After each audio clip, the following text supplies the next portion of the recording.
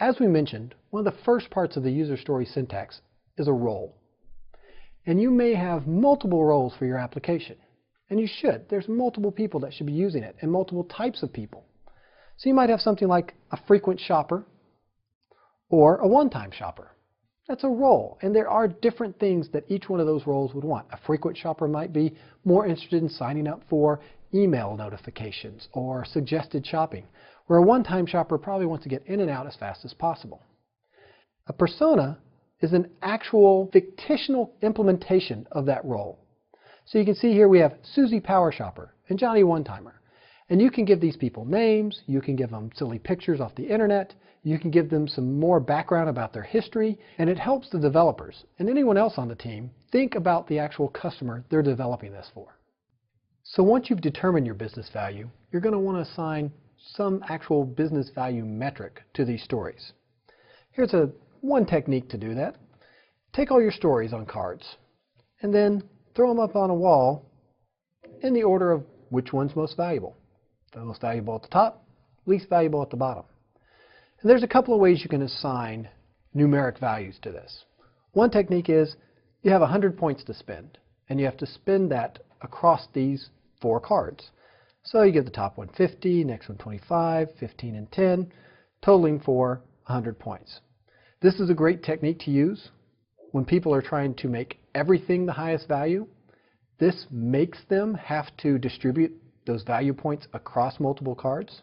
The downside is that when you bring in more cards, you have to redo the entire thing, and that may not be feasible. So another technique is to simply have a range, 1 to 1,000, 1,000 being the most valuable, 1 being the least valuable. The reason we go up to 1,000 is this is value. Bigger things are more valuable. You'll also want it if you want to do ROI and take this number and divide it by effort points, and you can get a simple return on investment. So then you'll have some kind of range, and people will assign numbers out of that range. Good things about this, like I said, you do an ROI. It's a fairly static metric so that you can reuse it over and over again. Downside is nothing's preventing them from marking everything as 1,000. So what I would do is, whatever range you come up with, assign some kind of meaning behind ranges of numbers. If it's in this range, 750 to 1,000, then if it's not in the next release, we will lose significant market share. Something like that. Another technique would be use a scale where the numbers that are higher in range have a wider separation. So there's not as much bickering between what's the difference between a 10 and a 100. There's an obvious difference. Any way you go about it, you want to make sure you have some scale that everybody can easily agree on. Another thing to think about when you're prioritizing your product backlog is that in traditional projects, and we're thinking about building product A in its own project, building product B in its own project, and product C in its own project, we prioritize the entire project. So we're going to build product A first, and then B, and then C. The problem is, once you separate those into smaller components, the most valuable thing in product B might be more valuable than the least valuable thing in product A.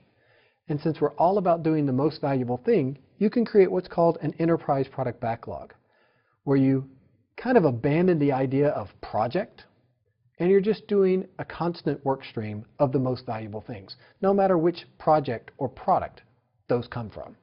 That way you are always maximizing business value across the entire enterprise.